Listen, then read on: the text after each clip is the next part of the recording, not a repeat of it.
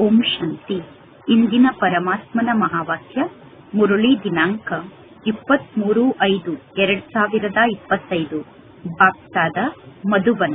ಮಧುರ ಮಕ್ಕಳೇ, ನಿಮ್ಮನ್ನು ಈ ದಡದಿಂದ ಆ ದಡಕ್ಕೆ ಕರೆದುಕೊಂಡು ಹೋಗುವುದಕ್ಕೋಸ್ಕರ ಅಂಬಿಗ ಆದಂತಹ ಪರಮಾತ್ಮ ತಂದೆ ನಿಮಗೆ ಸಿಕ್ಕಿದ್ದಾರೆ. ನಿಮ್ಮ ಕಾಲು ಈಗ ಈ ಹಳೆಯ ಪ್ರಪಂಚದಲ್ಲಿ ಇಲ್ಲ. ನಿಮ್ಮ ನೌಕೆಯ ಹಗ್ಗ ಈಗ ಬಿಚ್ಚಲ್ಪಟ್ಟಿದೆ. ಇಂದಿನ ಪ್ರಶ್ನೆ ಆಗಿದೆ, ಜಾದೂಗರ್ ಆದಂತಹ ಪರಮಾತ್ಮ ತಂದೆಯ ಅದ್ಭುತವಾದ ಜಾದು ಯಾವುದಾಗಿದೆ? ಆ ಜಾದುವನ್ನು ಪರಮಾತ್ಮ ತಂದೆಯನ್ನು ಬಿಟ್ಟು ಬೇರೆ ಯಾರೂ ಮಾಡಲು ಸಾಧ್ಯ ಇಲ್ಲ. ಉತ್ತರ, ಕವಡೆಯ ಸಮಾನ ಆಗಿರುವ ಆತ್ಮವನ್ನು ವಜ್ರ ಸಮಾನ ಮಾಡುವುದು, ಹೂದೋಟದ ಮಾಲೀಕರನ್ನಾಗಿ ಮಾಡುವುದು, ಅಂದರೆ ಮುಳ್ಳುಗಳನ್ನು ಹೂವನ್ನಾಗಿ ಮಾಡುವುದೂ ಕೂಡ ಬಹಳ ದೊಡ್ಡ ಅದ್ಭುತವಾದ ಜಾದು ಆಗಿದೆ. ಈ ಜಾದುವನ್ನು ಜಾದುಗರಾದಂತಹ ಒಬ್ಬ ಪರಮಾತ್ಮ ತಂದೆ ಮಾಡುತ್ತಾರೆ. ಪರಮಾತ್ಮ ತಂದೆಯನ್ನು ಬಿಟ್ಟು ಬೇರೆ ಯಾರು ಈ ಜಾದುವನ್ನು ಮಾಡಲು ಸಾಧ್ಯ ಇಲ್ಲ.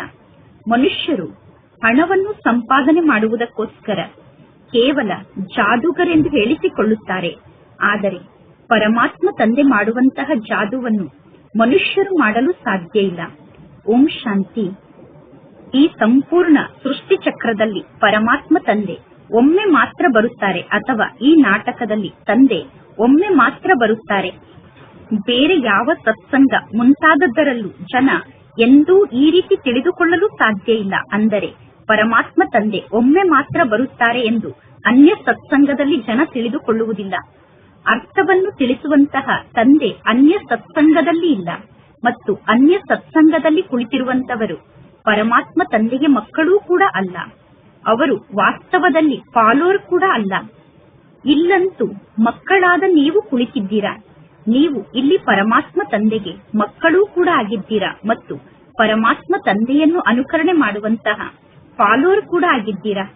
ಪರಮಾತ್ಮ ತಂದೆ ಮಕ್ಕಳನ್ನು ಜೊತೆಗೆ ಕರೆದುಕೊಂಡು ಹೋಗುತ್ತಾರೆ. ಪರಮಾತ್ಮ ತಂದೆ ವಾಪಸ್ ಹೋಗುತ್ತಾರೆ ಅಂದ ಮೇಲೆ ಮಕ್ಕಳಾದ ನೀವು ಕೂಡ ಈ ಚೀಚಿ ಜಗತ್ತಿನಿಂದ ಹೂದೋಟಕ್ಕೆ ಹೋಗಿ ರಾಜ್ಯವನ್ನು ಆಳುತ್ತೀರಾ. ಈಗ ಈ ಎಲ್ಲಾ ಜ್ಞಾನದ ಮಾತು ಮಕ್ಕಳ ಬುದ್ಧಿಯಲ್ಲಿ ಧಾರಣೆ ಆಗಬೇಕು. ಈ ಶರೀರದಲ್ಲಿ ನಿವಾಸವನ್ನು ಮಾಡುತ್ತಿರುವಂತಹ ಆತ್ಮ ಏನಿದೆ, ಆ ಆತ್ಮ ಬಹಳಷ್ಟು ಖುಷಿಯ ಅನುಭವವನ್ನು ಮಾಡುತ್ತದೆ. ಅಂದರೆ ಆತ್ಮರಾದ ನೀವು ಬಹಳಷ್ಟು ಖುಷಿಯಲ್ಲಿ ಇರಬೇಕು. ಎಲ್ಲರ ಬೇಹದ್ದಿನ ತಂದೆ ಈಗ ಈ ಸೃಷ್ಟಿಗೆ ಬಂದಿದ್ದಾರೆ. ಬೇಹದ್ದಿನ ತಂದೆ ಈ ಸೃಷ್ಟಿಗೆ ಬಂದಿದ್ದಾರೆ ಅನ್ನುವ ತಿಳುವಳಿಕೆ ಕೇವಲ ಮಕ್ಕಳ ಬುದ್ಧಿಯಲ್ಲಿ ಇದೆ. ಇಡೀ ಜಗತ್ತಿನಲ್ಲಿರುವ ಎಲ್ಲಾ ಮನುಷ್ಯರು ತಿಳುವಳಿಕೆ ಹೀನರೇ ಆಗಿದ್ದಾರೆ. ಪರಮಾತ್ಮ ತಂದೆ ತಿಳಿಸುತ್ತಾರೆ, ರಾವಣ ನಿಮ್ಮನ್ನು ತಿಳುವಳಿಕೆ ಹೀನರನ್ನಾಗಿ ಮಾಡಿದ್ದಾನೆ. ಪರಮಾತ್ಮ ತಂದೆ ಬಂದು ತಿಳುವಳಿಕೆ ಉಳ್ಳವರನ್ನಾಗಿ ಮಾಡುತ್ತಾರೆ. ಸಂಪೂರ್ಣ ವಿಶ್ವದಲ್ಲಿ ರಾಜ್ಯವನ್ನು ಆಳಲು ಯೋಗ್ಯರನ್ನಾಗಿ ಮಾಡುತ್ತಾರೆ ಮತ್ತು ಬುದ್ಧಿವಂತರನ್ನಾಗಿ ಮಾಡುತ್ತಾರೆ. ಈ ವಿದ್ಯಾರ್ಥಿ ಜೀವನ ಒಮ್ಮೆ ಮಾತ್ರ ನಿಮಗೆ ಸಿಗುತ್ತದೆ. ಒಮ್ಮೆ ಮಾತ್ರ ಸ್ವಯಂ ಭಗವಂತ ತಂದೆ ಈ ಸೃಷ್ಟಿಗೆ ಬಂದು ನಮಗೆ ಶಿಕ್ಷಣವನ್ನು ಕಲಿಸುತ್ತಾರೆ ಅನ್ನುವ ವಿಚಾರ ಬೇರೆ ಯಾರ ಬುದ್ಧಿಯಲ್ಲೂ ಧಾರಣೆ ಆಗಲು ಸಾಧ್ಯ ಇಲ್ಲ. ಜಗತ್ತಿನ ಜನರಿಗೆ ತಮ್ಮದೇ ಆದ ಉದ್ಯೋಗ ವ್ಯವಹಾರದ ನೆನಪು ಬರುತ್ತಿರುತ್ತದೆ. ಸ್ವಯಂ ಭಗವಂತ ತಂದೆ ಬಂದು ಶಿಕ್ಷಣವನ್ನು ಕಲಿಸುತ್ತಿದ್ದಾರೆ ಎಂದು ನೀವೀಗ ತಿಳಿದುಕೊಂಡಿದ್ದೀರಾ ಅಂದ ಮೇಲೆ ನೀವು ಎಷ್ಟೊಂದು ಹರ್ಷಿತರಾಗಿರಬೇಕು. ಉಳಿದವರೆಲ್ಲರೂ ಕನಿಷ್ಠರಾಗಿರುವಂತಹ ಮಕ್ಕಳಾಗಿದ್ದಾರೆ. ನೀವಂತೂ ಭಗವಂತ ತಂದೆಗೆ ಮಕ್ಕಳಾಗಿದ್ದೀರಾ ಅಂದ ಮೇಲೆ ಮಕ್ಕಳಿಗೆ ಅಪಾರ ಖುಷಿ ಇರಬೇಕು. ಕೆಲವರು ಬಹಳಷ್ಟು ಹರ್ಷಿತರಾಗಿರುತ್ತಾರೆ. ಕೆಲವರು ಹೇಳುತ್ತಾರೆ, ಬಾಬಾ, ನಮಗೆ ಮುರುಳಿಯನ್ನು ಓದಿ ಹೇಳಲು ಬರುವುದಿಲ್ಲ. ಅರೆ, ಮುರುಳಿಯನ್ನು ಓದುವುದರಲ್ಲಿ ಏನು ಕಷ್ಟ ಇದೆ? ಹೇಗೆ ಭಕ್ತಿ ಮಾರ್ಗದಲ್ಲಿ ಸಾಧು ಸಂತರು ಮುಂತಾದವರು ಹೇಳುತ್ತಾರೆ, ಈಶ್ವರ ತಂದೆಯ ಜೊತೆಗೆ ಮಿಲನವನ್ನು ಹೇಗೆ ಮಾಡುವುದು ಎಂದು. ಆದರೆ ಈಶ್ವರ ತಂದೆಯ ಜೊತೆಗೆ ಮಿಲನವನ್ನು ಹೇಗೆ ಮಾಡುವುದು ಅನ್ನುವುದು ಅವರಿಗೆ ಗೊತ್ತಿಲ್ಲ. ಈಶ್ವರ ತಂದೆಯ ಬಗ್ಗೆ ಕೂಡ ಯಾರಿಗೂ ಗೊತ್ತಿಲ್ಲ. ಈ ನಾಟಕ ಇದೇ ರೀತಿ ಮಾಡಲ್ಪಟ್ಟಿದೆ. ಮುಂದಿನ ಕಲ್ಪದಲ್ಲೂ ಕೂಡ ಈಶ್ವರ ತಂದೆಯ ಜೊತೆಗೆ ಹೇಗೆ ಮಿಲನವನ್ನು ಮಾಡುವುದು ಅನ್ನುವುದನ್ನು ಎಲ್ಲರೂ ಮರೆತು ಹೋಗುತ್ತೀರಾ. ನಿಮ್ಮಲ್ಲೂ ಕೂಡ ಎಲ್ಲರೂ ಪರಮಾತ್ಮ ತಂದೆ ಮತ್ತು ತಂದೆಯ ರಚನೆಯ ಬಗ್ಗೆ ಅರ್ಥ ಮಾಡಿಕೊಂಡಿಲ್ಲ. ಕೆಲವೊಂದು ಕಡೆ ಕೆಲವರ ನಡತೆ ಹೇಗಿರುತ್ತದೆ ಅಂದರೆ ಆ ಮಾತನ್ನೇ ಕೇಳಬೇಡಿ. ಕೆಲವರು ಎಷ್ಟು ಕನಿಷ್ಠ ರೂಪದಲ್ಲಿ ನಡೆದುಕೊಳ್ಳುತ್ತಾರೆ ಅಂದರೆ ಆ ಮಾತನ್ನೇ ಕೇಳಬೇಡಿ. ಆ ಜ್ಞಾನದ ನಶೆಯೇ ಸಮಾಪ್ತಿಯಾಗಿ ಬಿಡುತ್ತದೆ. ಈಗ ಮಕ್ಕಳಾದ ನೀವು ಈ ಹಳೆಯ ಜಗತ್ತಿನಲ್ಲಿ ನನ್ನ ಕಾಲು ಇಲ್ಲವೇ ಇಲ್ಲ ಎಂದು ಅನುಭವವನ್ನು ಮಾಡಬೇಕು. ಏಕೆಂದರೆ ಈ ಕಲಿಯುಗಿ ಜಗತ್ತಿನಿಂದ ನೀವು ಕಾಲನ್ನು ತೆಗೆದಿದ್ದೀರಾ. ನಿಮ್ಮ ದೋಣಿಯ ಹಗ್ಗ ಕೂಡ ಬಿಚ್ಚಲ್ಪಟ್ಟಿದೆ. ನಾವೀಗ ವಾಪಸ್ ಮನೆಗೆ ಹೋಗುತ್ತಿದ್ದೇವೆ. ಪರಮಾತ್ಮ ತಂದೆ ನಮ್ಮನ್ನು ಎಲ್ಲಿಗೆ ಕರೆದುಕೊಂಡು ಹೋಗುತ್ತಾರೆ ಅನ್ನುವ ಜ್ಞಾನ ಬುದ್ಧಿಯಲ್ಲಿ ಇದೆ. ಏಕೆಂದರೆ ಪರಮಾತ್ಮ ತಂದೆ ಅಂಬಿಗ ಕೂಡ ಆಗಿದ್ದಾರೆ. ಪರಮಾತ್ಮ ತಂದೆ ಹೂದೋಟಕ್ಕೆ ಮಾಲೀಕ ಆಗಿದ್ದಾರೆ. ಮುಳ್ಳುಗಳನ್ನು ಹೂವನ್ನಾಗಿ ಪರಮಾತ್ಮ ತಂದೆ ಮಾಡುತ್ತಾರೆ. ಮುಳ್ಳುಗಳನ್ನು ಹೂವನ್ನಾಗಿ ಮಾಡುವಂತಹ ಹೂದೋಟದ ಮಾಲೀಕ ಒಬ್ಬ ತಂದೆಯಾಗಿದ್ದಾರೆ. ಒಬ್ಬ ತಂದೆಯನ್ನು ಬಿಟ್ಟು ಬೇರೆ ಯಾರು ಹೂದೋಟಕ್ಕೆ ಮಾಲೀಕರಲ್ಲ. ಇದು ಸಣ್ಣ ಜಾದು ಆಗಿದೆ ಏನು? ಇದು ಬಹಳ ದೊಡ್ಡ ಜಾದು ಆಗಿದೆ. ಕವಡೆಯ ಸಮಾನ ಆಗಿರುವ ಆತ್ಮವನ್ನು ಪರಮಾತ್ಮ ತಂದೆ ವಜ್ರ ಸಮಾನ ಮಾಡುತ್ತಾರೆ. ವರ್ತಮಾನ ಸಮಯದಲ್ಲಿ ಜಗತ್ತಿನಲ್ಲಿ ಬಹಳಷ್ಟು ಜನ ಜಾದೂಗಾರರಾಗಿದ್ದಾರೆ. ಇದು ಮೋಸದ ಜಗತ್ತಾಗಿದೆ. ಪರಮಾತ್ಮ ತಂದೆ ಸದ್ಗುರು ಆಗಿದ್ದಾರೆ. ಸದ್ಗುರು ಅಕಾಲ ಎಂದು ಹೇಳುತ್ತಾರೆ. ಬಹಳಷ್ಟು ನಶೆಯಿಂದ ಸದ್ಗುರು ಅಕಾಲ ಎಂದು ಹೇಳುತ್ತಾರೆ. ಸದ್ಗುರು ಒಬ್ಬರೇ ಆಗಿದ್ದಾರೆ. ಸರ್ವರ ಸದ್ಗತಿದಾತ ಒಬ್ಬರೇ ಆಗಿದ್ದಾರೆ ಎಂದು ಹೇಳುತ್ತೀರಂದ ಮೇಲೆ ಪುನಃ ಅನ್ಯ ಗುರುಗಳನ್ನು ನೀವು ಏಕೆ ಕರೆಸಬೇಕು? ಇದೂ ಕೂಡ ಮನುಷ್ಯರಿಗೆ ಗೊತ್ತಿಲ್ಲ. ಯಾವ ಮಾತನ್ನೂ ಕೂಡ ಮನುಷ್ಯರು ತಿಳಿದುಕೊಂಡಿಲ್ಲ. ಈ ಹಳೆಯ ಜಗತ್ತಿನಲ್ಲಿ ಏನಿದೆ? ಈ ಹಳೆಯ ಜಗತ್ತಿನಲ್ಲಿ ಅಂತಹ ಯಾವ ವಸ್ತುವನ್ನು ಇಡಲಾಗಿದೆ? ಲೌಕಿಕ ತಂದೆ ಹೊಸ ಮನೆಯನ್ನು ನಿರ್ಮಾಣ ಮಾಡುವಾಗ ಮಕ್ಕಳಿಗೆ ತಂದೆ ಹೊಸ ಮನೆಯನ್ನು ನಿರ್ಮಾಣ ಮಾಡುತ್ತಿದ್ದಾರೆ ಎಂದು ಅರ್ಥ ಆದ ನಂತರ ಹೊಸ ಮನೆಯನ್ನು ತಿರಸ್ಕಾರ ಮಾಡಿ ಹಳೆಯ ಮನೆಯ ಜೊತೆಗೆ ಪ್ರೀತಿಯನ್ನು ಜೋಡಣೆ ಮಾಡುವಂತಹ ಮಕ್ಕಳು ಯಾರಾದರೂ ಇರುತ್ತಾರೇನು? ಇಲ್ಲ. ಮಕ್ಕಳ ಬುದ್ಧಿಯಲ್ಲಿ ಹೊಸ ಮನೆಯ ನೆನಪೇ ಇರುತ್ತದೆ. ನೀವೀಗ ಬೇಹದ್ದಿನ ತಂದೆಗೆ ಮಕ್ಕಳಾಗಿದ್ದೀರಾ ಅಂದ ಮೇಲೆ ಈಗ ನಿಮಗೆ ಸ್ಮೃತಿಯಲ್ಲಿ ಇರಬೇಕು. ಪರಮಾತ್ಮ ತಂದೆ ನಮಗೋಸ್ಕರ ಹೊಸ ಪ್ರಪಂಚವನ್ನು ಸ್ಥಾಪನೆ ಮಾಡುತ್ತಿದ್ದಾರೆ. ನಾವು ಆ ಹೊಸ ಜಗತ್ತಿಗೆ ಹೋಗುತ್ತೇವೆ. ಆ ಹೊಸ ಜಗತ್ತಿಗೆ ಅನೇಕ ಹೆಸರನ್ನು ಇಟ್ಟಿದ್ದಾರೆ. ಸತ್ಯುಗ, ಹೆವನ್, ಪ್ಯಾರಡೈಸ್, ವೈಕುಂಠ ಮುಂತಾದ ಹೆಸರನ್ನು ಹೊಸ ಜಗತ್ತಿಗೆ ಇಡಲಾಗಿದೆ. ಈಗ ನಿಮ್ಮ ಬುದ್ಧಿ ಹಳೆಯ ಜಗತ್ತಿನಿಂದ ದೂರ ಆಗಿದೆ. ನಿಮ್ಮ ಬುದ್ಧಿಯನ್ನು ನೀವೀಗ ಹಳೆಯ ಜಗತ್ತಿನಿಂದ ದೂರ ಮಾಡಿಕೊಂಡಿದ್ದೀರಾ. ಏಕೆಂದರೆ ಈ ಹಳೆಯ ಜಗತ್ತಿನಲ್ಲಿ ದುಃಖವೇ ದುಃಖ ಇದೆ. ಈ ಹಳೆಯ ಜಗತ್ತಿನ ಹೆಸರೇ ನರಕ ಆಗಿದೆ. ಮುಳ್ಳುಗಳ ಜಗತ್ತು ಈ ಜಗತ್ತಾಗಿದೆ. ಇದು ಮುಳ್ಳುಗಳ ಪ್ರಪಂಚ ಆಗಿದೆ. ಇದು ರವರವ ನರಕ ಆಗಿದೆ, ಕಂಸಪುರಿ ಆಗಿದೆ ಅನ್ನುವ ಶಬ್ದದ ಅರ್ಥವನ್ನೂ ಕೂಡ ಜಗತ್ತಿನಲ್ಲಿ ಯಾರೂ ತಿಳಿದುಕೊಂಡಿಲ್ಲ. ಎಲ್ಲರೂ ಕಲ್ಲು ಬುದ್ಧಿಯವರಾಗಿದ್ದಾರೆ ತಾನೆ. ಭಾರತದ ಸ್ಥಿತಿ ಏನಾಗಿದೆ ನೋಡಿ. ಈ ಸಮಯದಲ್ಲಿ ಎಲ್ಲರೂ ಕಲ್ಲು ಬುದ್ಧಿಯವರಾಗಿದ್ದಾರೆ. ಸತ್ಯಯುಗದಲ್ಲಿ ಯಥಾ ರಾಜಾರಾಣಿ ತಥಾ ಪ್ರಜಾ, ಎಲ್ಲರೂ ಪಾರಸ ಬುದ್ಧಿಯವರಾಗಿರುತ್ತಾರೆ. ಈಗ ಇಲ್ಲಿ ಪ್ರಜೆಗಳ ಮೇಲೆ ಪ್ರಜೆಗಳ ರಾಜ್ಯ ನಡೆಯುತ್ತಿದೆ. ಆದ್ದರಿಂದ ಅಂತಹ ಸ್ಟಾಂಪನ್ನು ನಿರ್ಮಾಣ ಮಾಡುತ್ತಿದ್ದಾರೆ. ಈಗ ಮಕ್ಕಳ ಬುದ್ಧಿಯಲ್ಲಿ ಈ ಮಾತಿನ ನೆನಪು ಕೂಡ ಇರಬೇಕು. ಪರಮಾತ್ಮ ತಂದೆ ಸರ್ವಶ್ರೇಷ್ಠ ತಂದೆ ಆಗಿದ್ದಾರೆ ಮತ್ತು 2ನೇ ನಂಬರ್ನಲ್ಲಿ ಬ್ರಹ್ಮ, ವಿಷ್ಣು, ಶಂಕರರು ಶ್ರೇಷ್ಠರಾಗಿದ್ದಾರೆ. 2ನೇ ನಂಬರ್ನಲ್ಲಿ ಶ್ರೇಷ್ಠರಾಗಿರುವಂತಹ ಬ್ರಹ್ಮ, ವಿಷ್ಣು, ಶಂಕರರದ್ದು ಕೂಡ ಏನೂ ದೊಡ್ಡಸ್ತಿಕೆ ಇಲ್ಲ. ಶಂಕರನಿಗೆ ಎಂತಹ ಉಡುಪನ್ನು ತೋರಿಸಿದ್ದಾರೆ?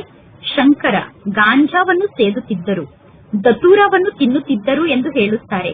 ಇದು ಕೂಡ ಜನ ಶಂಕರ್ನಿಗೆ ಮಾಡುವ ನಿಂದನೆ ಆಗಿದೆ ತಾನೆ. ಇಂತಹ ಯಾವ ಮಾತು ಶಂಕರ್ನ ಜೀವನದಲ್ಲಿ ಇರುವುದಿಲ್ಲ. ಎಲ್ಲರೂ ತಮ್ಮ ಧರ್ಮವನ್ನೇ ಮರೆತಿದ್ದಾರೆ. ತಮ್ಮ ದೇವತೆಗಳಿಗೆ ಎಂತೆಂತಹ ಮಾತನ್ನು ಹೇಳುತ್ತಾರೆ. ದೇವತೆಗಳಿಗೆ ಎಷ್ಟೊಂದು ಅಗೌರವವನ್ನು ತೋರಿಸುತ್ತಾರೆ. ಆದ್ದರಿಂದ ಪರಮಾತ್ಮ ತಂದೆ ತಿಳಿಸುತ್ತಾರೆ, ನನಗೂ ಅಗೌರವವನ್ನು ತೋರಿಸುತ್ತಾರೆ, ಶಂಕರನಿಗೂ ಅಗೌರವವನ್ನು ತೋರಿಸುತ್ತಾರೆ, ಬ್ರಹ್ಮನಿಗೂ ಕೂಡ ಅಗೌರವವನ್ನು ನೀಡುತ್ತಾರೆ.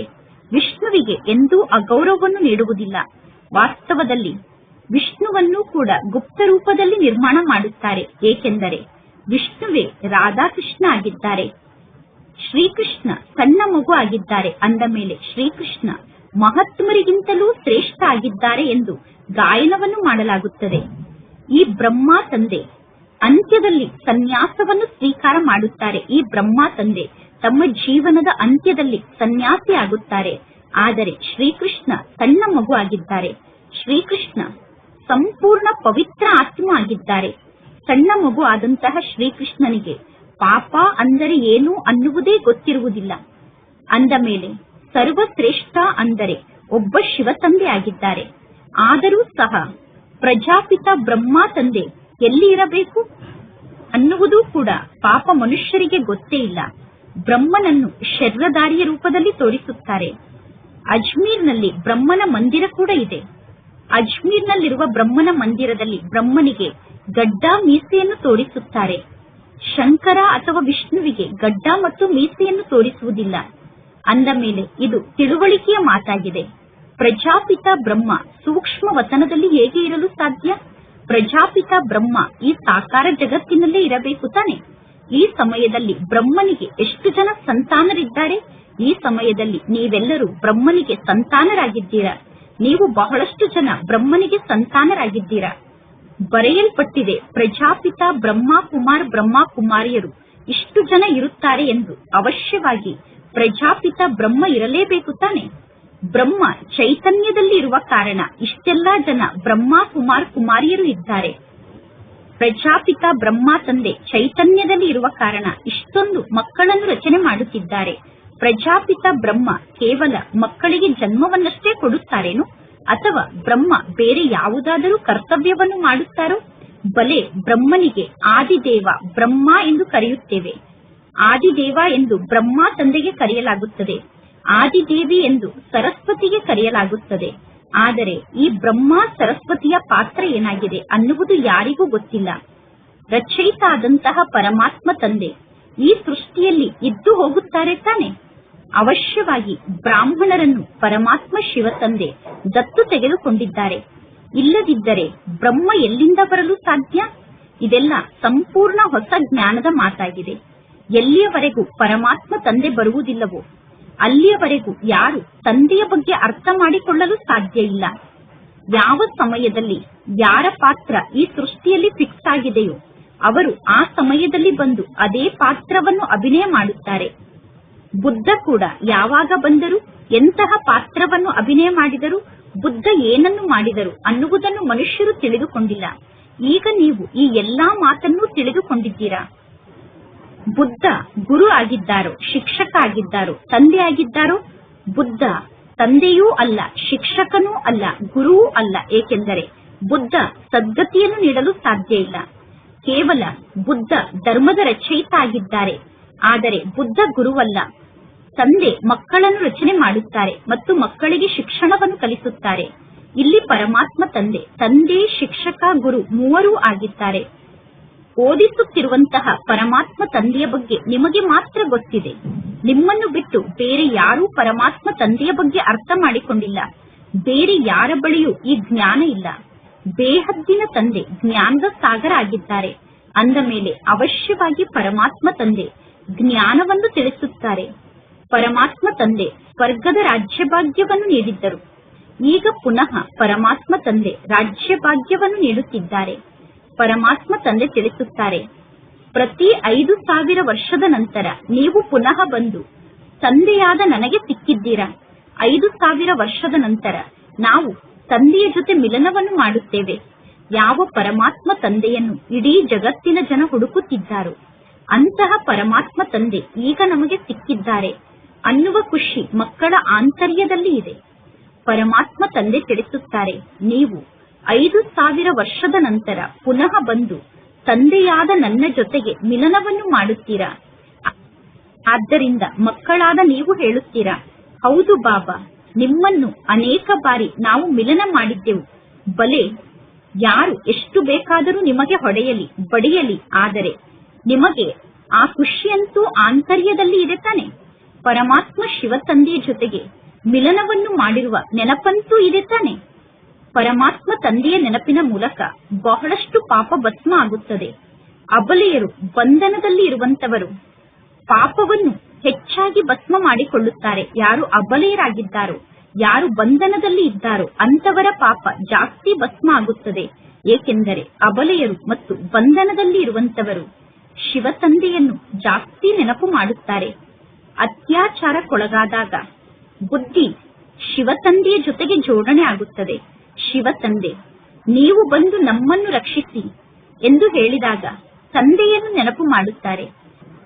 ಈ ರೀತಿ ಪರಮಾತ್ಮ ತಂದೆಯನ್ನು ನೆನಪು ಮಾಡುವುದು ಕೂಡ ಒಳ್ಳೆಯದೇ ಆಗಿದೆ. ಇಂತಹ ದುಃಖದ ಸಮಯದಲ್ಲಿ ಪರಮಾತ್ಮ ತಂದೆಗೆ ಮಕ್ಕಳಾದ ನೀವು ಬಲಿಹಾರಿಯಾಗಿ ಬಿಡಬೇಕು. ಪೆಟ್ಟನ್ನು ತಿಂದಾಗ ಮಕ್ಕಳು ಪರಮಾತ್ಮ ತಂದೆಯನ್ನು ನೆನಪು ಮಾಡುತ್ತೀರಾ? ಗಂಗಾ ಜಲ ಬಾಯಲ್ಲಿ ಇರಬೇಕು, ಗಂಗಾ ನದಿಯ ತೀರದಲ್ಲಿ ಇರಬೇಕು, ಆಗ ಶರೀರದಿಂದ ಪ್ರಾಣ ಹೋಗಬೇಕು ಎಂದು ಹೇಳುತ್ತಾರೆ.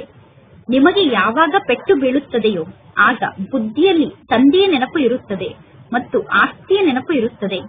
ಬಾಬಾ ಎಂದು ಹೇಳಿದಾಗ ಅವಶ್ಯವಾಗಿ ಆಸ್ತಿಯ ನೆನಪು ಬರುತ್ತದೆ. ಬಾಬಾ ಎಂದು ಹೇಳಿದಾಗ ಆಸ್ತಿಯ ನೆನಪು ಬರದೇ ಇರುವಂತಹ ಯಾವ ಆತ್ಮರೂ ಇರಲು ಸಾಧ್ಯ ಇಲ್ಲ. ತಂದೆಯ ಜೊತೆಗೆ ಅವಶ್ಯವಾಗಿ ಆಸ್ತಿಯ ನೆನಪು ಬರುತ್ತದೆ. ಈಗ ನಿಮಗೂ ಕೂಡ ಪರಮಾತ್ಮ ಶಿವ ತಂದೆಯ ನೆನಪಿನ ಜೊತೆಗೆ ತಂದೆ ನೀಡುವಂತಹ ಆಸ್ತಿಯ ನೆನಪು ಕೂಡ ಬರುತ್ತದೆ. ಜಗತ್ತಿನ ಜನ ವಿಕಾರಕ್ಕಾಗಿ ಪೆಟ್ಟನ್ನು ಕೊಟ್ಟು ಶಿವ ತಂದೆಯ ನೆನಪನ್ನು ಮಾಡಿಸುತ್ತಾರೆ. ನೀವು ತಂದೆಯಿಂದ ಆಸ್ತಿಯನ್ನು ಪಡೆದುಕೊಳ್ಳುತ್ತಿದ್ದೀರಾ. ನಿಮ್ಮ ಪಾಪ ತಂದೆಯ ನೆನಪಿನ ಮೂಲಕ ನಾಶ ಆಗುತ್ತದೆ.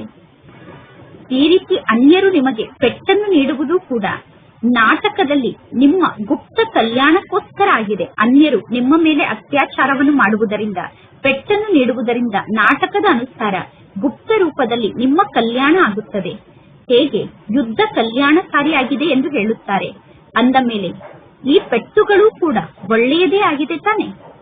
ವರ್ತಮಾನ ಸಮಯದಲ್ಲಿ ಮಕ್ಕಳು ಪ್ರದರ್ಶನ ಮತ್ತು ಮೇಳದ ಸೇವೆಯನ್ನು ತೀವ್ರ ಗತಿಯಲ್ಲಿ ಮಾಡುತ್ತಿದ್ದಾರೆ.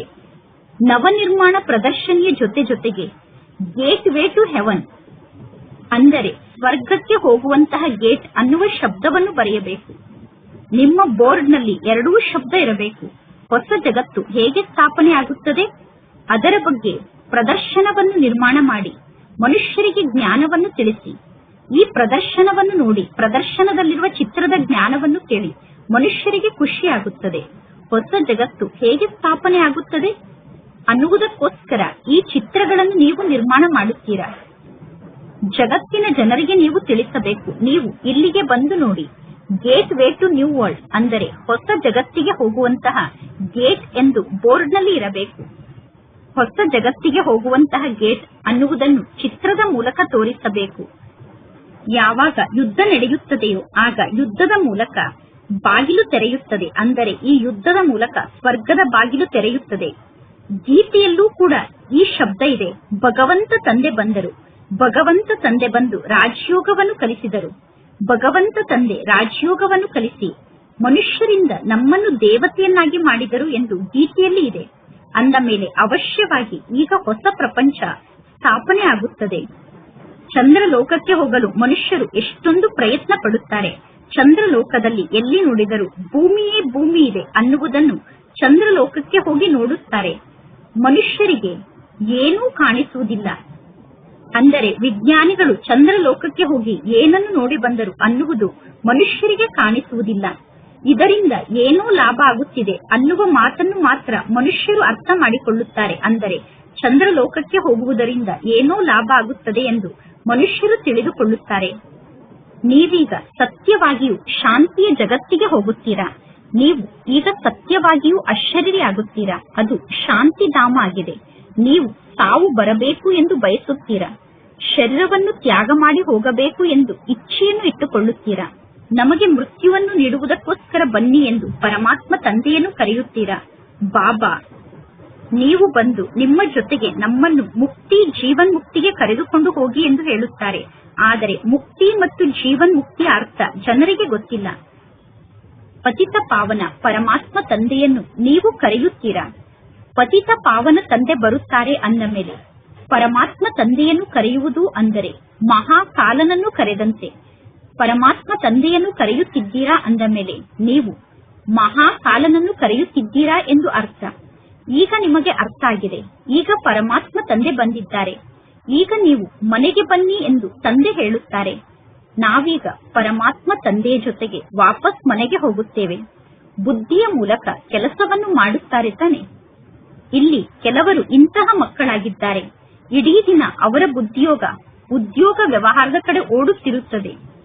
ಪರಮಾತ್ಮ ತಂದೆಯನ್ನು ನೆನಪು ಮಾಡುವ ಸಮಯದಲ್ಲಿ ಉದ್ಯೋಗ ವ್ಯವಹಾರದ ಕಡೆ ಯಾರ ಬುದ್ಧಿ ಅಲೆದಾಡುತ್ತದೆಯೋ ಅಂತವರು ರೋಗಿಯಾಗಿದ್ದಾರೆ. ಪರಮಾತ್ಮ ತಂದೆಯ ನೆನಪಿನಲ್ಲಿ ಕುಳಿತಾಗ ಯಾರ ಬುದ್ಧಿ ಆ ಕಡೆ ಈ ಕಡೆ ಅಲದಾಡುತ್ತದೆಯೋ ಅವರು ರೋಗಿಯಾಗಿದ್ದಾರೆ. ರೋಗಿಯಾಗಲು ಅಂತಹ ಯಾವ ಕಾಯಿಲೆ ಬಂದಿರಬಹುದು, ಅಂಥದ್ದೇನಾಗಿರಬಹುದು? ಇಂತಹ ಅನೇಕ ಪ್ರಕಾರದ ಸಂಕಲ್ಪ ವಿಕಲ್ಪಗಳು ಮಕ್ಕಳ ಮನಸ್ಸಿನಲ್ಲಿ ಬರುತ್ತದೆ. ಪರಮಾತ್ಮ ತಂದೆ ತಿಳಿಸುತ್ತಾರೆ, ಈಗ ನೀವು ಇಲ್ಲಿ ಕುಳಿತಿದ್ದೀರಾ. ಆತ್ಮದ ಬುದ್ಧಿ ತಂದೆಯ ಜೊತೆಗೆ ಜೋಡಣೆ ಆಗಿರಬೇಕು ಮತ್ತು ಆಸ್ತಿಯ ಜೊತೆಗೆ ನಿಮ್ಮ ಬುದ್ಧಿಯೋಗ ಜೋಡಣೆ ಆಗಿರಬೇಕು. ಆತ್ಮವೇ ಪರಮಾತ್ಮ ತಂದೆಯನ್ನು ನೆನಪು ಮಾಡುತ್ತದೆ ತಾನೆ. ನೀವೀಗ ತಿಳಿದುಕೊಳ್ಳಿ, ಯಾರದ್ದೋ ಮಗ ಲಂಡನ್ ನಲ್ಲಿ ಇರುತ್ತಾರೆ, ಯಾರದ್ದೋ ಮಕ್ಕಳು ಲಂಡನ್ ನಲ್ಲಿ ಇದ್ದಾರೆ, ಅವರು ರೋಗಿಯಾಗಿದ್ದಾರೆ ಎಂದು ನಿಮಗೆ ಸಮಾಚಾರ ಬಂದು ತಲುಪಿದರೆ ಆಗ ನಿಮ್ಮ ಬುದ್ಧಿಯೋಗ ಲಂಡನ್ ನಲ್ಲಿರುವಂತಹ ನಿಮ್ಮ ಮಗನ ಜೊತೆಗೆ ಜೋಡಣೆ ಆಗುತ್ತದೆ. ಅಂತವರ ಬುದ್ಧಿಯಲ್ಲಿ ಪುನಃ ಜ್ಞಾನ ಧಾರಣೆಯಾಗಲು ಸಾಧ್ಯ ಇಲ್ಲ. ಇಲ್ಲಿ ಕುಳಿತಿದ್ದರೂ ಕೂಡ ಬುದ್ಧಿಯ ಮೂಲಕ ಅನೇಕರನ್ನು ನೆನಪು ಮಾಡುತ್ತಿರುತ್ತೀರಾ. ಯಾರದ್ದಾದರೂ ಪತಿ ರೋಗಿಯಾದರೆ ಸ್ತ್ರೀಯ ಮನಸ್ಸು ಅಲ್ಲೋಲ ಕಲ್ಲೋಲ ಆಗಿಬಿಡುತ್ತದೆ. ಬುದ್ಧಿಯಂತೂ ಪತಿಯ ಜೊತೆಗೆ ಜೋಡಣೆ ಆಗುತ್ತದೆ ತಾನೆ. ಅಂದ ಮೇಲೆ ಯಾವಾಗ ನೀವು ಇಲ್ಲಿ ಕುಳಿತುಕೊಳ್ಳುತ್ತೀರೋ, ಎಲ್ಲಾ ಕಾರ್ಯವನ್ನು ಮಾಡುತ್ತಿದ್ದರೂ ಕೂಡ ನೀವು ಶಿವ ತಂದೆಯನ್ನು ನೆನಪು ಮಾಡುತ್ತಾ ಇರಿ. ನೀವು ಎಲ್ಲಾ ಕಾರ್ಯವನ್ನು ಮಾಡುತ್ತಾ ತಂದೆಯ ನೆನಪಿನಲ್ಲಿ ಇದ್ದರೆ ಅದು ಬಹಳ ದೊಡ್ಡ ಸೌಭಾಗ್ಯ ಆಗಿದೆ. ಹೇಗೆ ಪತಿಯನ್ನು ನೆನಪು ಮಾಡುತ್ತಾರೆ ಅಥವಾ ಗುರುವನ್ನು ನೆನಪು ಮಾಡುತ್ತಾರೆ, ಅದೇ ರೀತಿ ನೀವು ಪರಮಾತ್ಮ ತಂದೆಯನ್ನು ನೆನಪು ಮಾಡಿ. ನೀವು ಒಂದು ನಿಮಿಷವನ್ನೂ ಕೂಡ ವ್ಯರ್ಥವಾಗಿ ಕಳೆಯಬಾರದು. ಸರ್ವಿಸ್ ಅನ್ನು ಮಾಡುವುದರಿಂದ ತಂದೆಯ ನೆನಪು ಬರುತ್ತದೆ. ಪರಮಾತ್ಮ ತಂದೆ ತಿಳಿಸುತ್ತಾರೆ, ನನ್ನ ಭಕ್ತರಿಗೆ ಈ ಜ್ಞಾನವನ್ನು ತಿಳಿಸಿ. ಈ ಜ್ಞಾನದ ಮಾತನ್ನು ಯಾರು ಹೇಳಿದರು? ಶಿವ ತಂದೆಯ ಭಕ್ತರಿಗೆ, ಕೃಷ್ಣನ ಭಕ್ತರಿಗೆ ಯಾವ ಮಾತನ್ನು ತಿಳಿಸುತ್ತೀರಾ? ಶ್ರೀಕೃಷ್ಣನ ಭಕ್ತರಿಗೆ ತಿಳಿಸಬೇಕು. ಶ್ರೀಕೃಷ್ಣ ಈಗ ಹೊಸ ಜಗತ್ತನ್ನು ಸ್ಥಾಪನೆ ಮಾಡುತ್ತಾರೆ ಎಂದು ಹೇಳಿದರೆ ನೀವು ಒಪ್ಪಿಕೊಳ್ಳುತ್ತೀರಾ? ರಚಯಿತ ಅಂತೂ ಪರಮಾತ್ಮ ತಂದೆ ಆಗಿದ್ದಾರೆ ತಾನೆ. ಶ್ರೀಕೃಷ್ಣ ರಚಯಿತ ಅಲ್ಲ. ಪರಂಪಿತ ಪರಮಾತ್ಮ ತಂದೆ ಈ ಹಳೆಯ ಜಗತ್ತನ್ನು ಹೊಸ ಜಗತ್ತನ್ನಾಗಿ ಮಾಡುತ್ತಿದ್ದಾರೆ ಅನ್ನುವ ಮಾತನ್ನು ಎಲ್ಲರೂ ಒಪ್ಪಿಕೊಳ್ಳುತ್ತಾರೆ. ಹೊಸ ಜಗತ್ತು ಪುನಃ ಹಳೆಯದಾಗುತ್ತದೆ, ಹಳೆಯ ಜಗತ್ತು ಪುನಃ ಹೊಸ ಜಗತ್ತಾಗುತ್ತದೆ. ಕೇವಲ ಕಲ್ಪದ ಆಯಸ್ಸನ್ನು ಬಹಳಷ್ಟು ದೀರ್ಘ ಸಮಯದ ರೂಪದಲ್ಲಿ ತೋರಿಸಿರುವ ಕಾರಣ ಮನುಷ್ಯರು ಘೋರ ಅಂಧಕಾರದಲ್ಲಿ ಇದ್ದಾರೆ. ಈಗ ನಿಮ್ಮ ಅಂಗೈಯಲ್ಲಿ ಸ್ವರ್ಗ ಇದೆ. ಪರಮಾತ್ಮ ತಂದೆ ತಿಳಿಸುತ್ತಾರೆ, ನಾನೀಗ ನಿಮ್ಮನ್ನು ಸ್ವರ್ಗದ ಮಾಲೀಕರನ್ನಾಗಿ ಮಾಡಲು ಬಂದಿದ್ದೇನೆ. ಅಂದ ಮೇಲೆ ನೀವು ಸ್ವರ್ಗಕ್ಕೆ ಮಾಲೀಕರಾಗುತ್ತೀರತಾನೆ. ವಾಹ, ಏಕೆ ಆಗಲು ಸಾಧ್ಯ ಇಲ್ಲ? ಅವಶ್ಯವಾಗಿ ಸ್ವರ್ಗಕ್ಕೆ ಮಾಲೀಕರಾಗುತ್ತೀರಾ. ಒಳ್ಳೆಯದು. ನೀವೀಗ ನನ್ನನ್ನು ನೆನಪು ಮಾಡಿ ಮತ್ತು ಪವಿತ್ರರಾಗಿ. ನೆನಪಿನ ಶಕ್ತಿಯಿಂದ ಪಾಪ ಭಸ್ಮ ಆಗುತ್ತದೆ. ಈಗ ಮಕ್ಕಳಿಗೆ ಗೊತ್ತಿದೆ, ಆತ್ಮದ ಮೇಲೆ ವಿಕರ್ಮದ ಹೊರೆ ಇದೆ, ಶರೀರದ ಮೇಲೆ ವಿಕರ್ಮದ ಹೊರೆ ಇಲ್ಲ. ಒಂದು ವೇಳೆ ಶರೀರದ ಮೇಲೆ ವಿಕರ್ಮದ ಹೊರೆ ಇದ್ದಿದ್ದರೆ ಯಾವಾಗ ಶರೀರವನ್ನು ಸುಡುತ್ತಾರೋ ಆಗ ಆ ಶರೀರದ ಜೊತೆಗೆ ಪಾಪ ಕೂಡ ಸುಟ್ಟು ಹೋಗುತ್ತಿತ್ತು. ಆತ್ಮ ಅವಿನಾಶಿಯಾಗಿದೆ. ಆದ್ದರಿಂದ ಕೇವಲ ಆತ್ಮಕ್ಕೆ ತುಕ್ಕು ಹಿಡಿಯುತ್ತದೆ. ಆ ತುಕ್ಕನ್ನು ಸಮಾಪ್ತಿ ಮಾಡುವುದಕ್ಕೋಸ್ಕರ ಪರಮಾತ್ಮ ತಂದೆ ಒಂದೇ ಮಾತಿನ ಯುಕ್ತಿಯನ್ನು ತಿಳಿಸುತ್ತಾರೆ. ಮಕ್ಕಳೇ, ತಂದೆಯಾದ ನನ್ನನ್ನು ನೀವು ನೆನಪು ಮಾಡಿ. ಪತಿತರಿಂದ ಪಾವನ ಆಗುವುದಕ್ಕೋಸ್ಕರ ಪರಮಾತ್ಮ ತಂದೆಯನ್ನು ನೆನಪು ಮಾಡುವುದು ಎಷ್ಟು ಒಳ್ಳೆಯ ಯುಕ್ತಿಯಾಗಿದೆ. ಮಂದಿರವನ್ನು ಕಟ್ಟಿಸುವವರು, ಶಿವನ ಪೂಜೆಯನ್ನು ಮಾಡುವವರೂ ಕೂಡ ಭಕ್ತರೇ ಆಗಿದ್ದಾರೆ ತಾನೆ. ಪೂಜಾರಿಗಳಿಗೆ ಎಂದೂ ಕೂಡ ಪೂಜ್ಯರು ಎಂದು ಕರೆಯಲು ಸಾಧ್ಯ ಇಲ್ಲ. ಒಳ್ಳೆಯದು. ಮಧುರಾತಿ ಮಧುರ ಅಗಲಿ ಹೋಗಿ ಮರಳಿ ಸಿಕ್ಕಿರುವ ಮಕ್ಕಳ ಪ್ರತಿ ಮಾಸ್ಪಿತಾ ಬಾಪ್ತಾದರವರ ನೆನಪು, ಪ್ರೀತಿ ಹಾಗೂ ಸುಪ್ರಭಾತ. ಆತ್ಮಿಕ ಮಕ್ಕಳಿಗೆ ಆತ್ಮಿಕ ತಂದೆಯ ನಮಸ್ತೆ. ಆತ್ಮಿಕ ತಂದೆಗೆ ಆತ್ಮಿಕ ಮಕ್ಕಳ ನೆನಪು, ಪ್ರೀತಿ ಹಾಗೂ ನಮಸ್ತೆ ನಮಸ್ತೆ ನಮಸ್ತೆ. ಧಾರಣೆಗೋಸ್ಕರ ಮುಖ್ಯ ಸಾರ. ಫಸ್ಟ್ ಪಾಯಿಂಟ್, ಯಾರನ್ನು ಇಡೀ ಜಗತ್ತಿನ ಜನ ಹುಡುಕುತ್ತಿದ್ದಾರೋ ಅಂತಹ ಪರಮಾತ್ಮ ತಂದೆ ಈಗ ನಮಗೆ ಸಿಕ್ಕಿದ್ದಾರೆ ಅನ್ನುವ ಖುಷಿಯಲ್ಲೇ ಇರಬೇಕು. ಪರಮಾತ್ಮ ತಂದೆಯ ನೆನಪಿನ ಮೂಲಕ ಪಾಪ ಭಸ್ಮ ಆಗುತ್ತದೆ. ಆದ್ದರಿಂದ ಎಂತಹ ಪರಿಸ್ಥಿತಿಯಲ್ಲೂ ಕೂಡ ತಂದೆ ಮತ್ತು ಆಸ್ತಿಯನ್ನು ನೆನಪು ಮಾಡಬೇಕು. ನೀವೀಗ ಒಂದು ನಿಮಿಷ ಸಮಯವನ್ನು ಕೂಡ ವ್ಯರ್ಥವಾಗಿ ಕಳೆಯಬಾರದು. ಸೆಕೆಂಡ್ ಪಾಯಿಂಟ್, ಈ ಹಳೆಯ ಜಗತ್ತಿನಿಂದ ಬುದ್ಧಿ ಅನ್ನುವ ಹಗ್ಗವನ್ನು ಬಿಚ್ಚಿಕೊಳ್ಳಬೇಕು. ಪರಮಾತ್ಮ ತಂದೆ ನಮಗೋಸ್ಕರ ಹೊಸ ಮನೆಯನ್ನು ಕಟ್ಟುತ್ತಿದ್ದಾರೆ. ಇದು ರವರವ ನರಕ ಆಗಿದೆ, ಕಂಸಪುರಿಯಾಗಿದೆ. ನಾವು ವೈಕುಂಠಪುರಿಗೆ ಹೋಗುತ್ತೇವೆ ಅನ್ನುವ ಸ್ಮೃತಿ ಸದಾ ಇರಬೇಕು. ನಾವೀಗ ವೈಕುಂಠಪುರಿಗೆ ಹೋಗುತ್ತಿದ್ದೇವೆ ಅನ್ನುವ ಸ್ಮೃತಿಯಲ್ಲಿ ಸದಾ ಇರಬೇಕು. ಇಂದಿನ ವರದಾನ ಆಗಿದೆ. ವಿಹಂಗ ಮಾರ್ಗದ ಸೇವೆಯ ಮೂಲಕ ವಿಶ್ವ ಪರಿವರ್ತನೆಯ ಕಾರ್ಯವನ್ನು ಸಂಪನ್ನಗೊಳಿಸುವಂತಹ ಸತ್ಯ ಸೇವಾದಾರಿಗಳಾಗಿ ವಿಹಂಗ ಮಾರ್ಗದ ಸೇವೆಯನ್ನು ಮಾಡಲು ಸಂಘಟಿತ ರೂಪದಲ್ಲಿ ರೂಪ ಮತ್ತು ಬಸಂತ್ ಅನ್ನುವ ಎರಡೂ ಮಾತಿನ ಬ್ಯಾಲೆನ್ಸ್ನ ಅವಶ್ಯಕತೆ ಇದೆ. ಹೇಗೆ ಬಸಂತ್ನ ರೂಪದಲ್ಲಿ ಒಂದೇ ಸಮಯದಲ್ಲಿ ಅನೇಕ ಆತ್ಮರಿಗೆ ಸಂದೇಶವನ್ನು ಕೊಡುವಂತಹ ಕಾರ್ಯವನ್ನು ಮಾಡುತ್ತೀರಾ, ಅದೇ ರೀತಿ ರೂಪ ಅಂದರೆ ನೆನಪಿನ ಶಕ್ತಿಯ ಮೂಲಕ, ಶ್ರೇಷ್ಠ ಸಂಕಲ್ಪದ ಶಕ್ತಿಯ ಮೂಲಕ ವಿಹಂಗ ಮಾರ್ಗದ ಸೇವೆಯನ್ನು ಮಾಡಿ. ಅಂತಹ ಯಾವುದಾದರೂ ಒಂದು ಸಂಶೋಧನೆಯನ್ನು ಮಾಡಿ.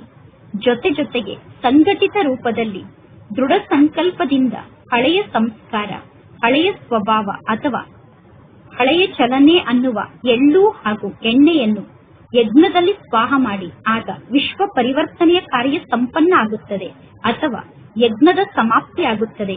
ಇಂದಿನ ಸ್ಲೋಗನ್ ಆಗಿದೆ, ಬಾಲಕ ಮತ್ತು ಮಾಲೀಕ ಅನ್ನುವ ಬ್ಯಾಲೆನ್ಸ್ನ ಮೂಲಕ ಯೋಜನೆಯನ್ನು ಕಾರ್ಯರೂಪದಲ್ಲಿ ತನ್ನಿ. ಇಂದಿನ ಅವ್ಯಕ್ತ ಸೂಚನೆಯಾಗಿದೆ, ಆತ್ಮಿಕ ಘನತೆ ಮತ್ತು ಪವಿತ್ರತೆಯ ವ್ಯಕ್ತಿತ್ವವನ್ನು ಧಾರಣೆ ಮಾಡಿಕೊಳ್ಳಿ. ಈ ಈಶ್ವರೀಯ ಸೇವೆಯಲ್ಲಿ ಅತಿ ದೊಡ್ಡ ಪುಣ್ಯ ಅಂದರೆ ಪವಿತ್ರತೆಯನ್ನು ದಾನವಾಗಿ ನೀಡುವುದಾಗಿದೆ. ಪವಿತ್ರರಾಗುವುದು ಮತ್ತು ಪವಿತ್ರರನ್ನಾಗಿ ಮಾಡುವುದೇ ಪುಣ್ಯಾತ್ಮರಾಗುವುದಾಗಿದೆ. ಏಕೆಂದರೆ ಯಾವುದೇ ಆತ್ಮವನ್ನು ಆತ್ಮಹತ್ಯೆ ಅನ್ನುವ ಮಹಾ ಪಾಪದಿಂದ ನೀವು ಮುಕ್ತ ಮಾಡುತ್ತೀರಾ. ಅಪವಿತ್ರತೆ ಆತ್ಮದ ಹತ್ಯೆಯಾಗಿದೆ, ಪವಿತ್ರತೆ ಜೀವದಾನ ಆಗಿದೆ. ಯಾರದ್ದೋ ದುಃಖವನ್ನು ತೆಗೆದುಕೊಂಡು ಸುಖವನ್ನು ನೀಡುವುದು ಇದು ಎಲ್ಲದಕ್ಕಿಂತ ದೊಡ್ಡ ಪುಣ್ಯದ ಕೆಲಸ ಆಗಿದೆ. ಇಂತಹ ಪುಣ್ಯವನ್ನು ಮಾಡುತ್ತಾ ಮಾಡುತ್ತಾ ಪುಣ್ಯಾತ್ಮರಾಗಿ ಬಿಡುತ್ತೀರಾ. ಒಳ್ಳೆಯದು. ಓಂ ಶಾಂತಿ.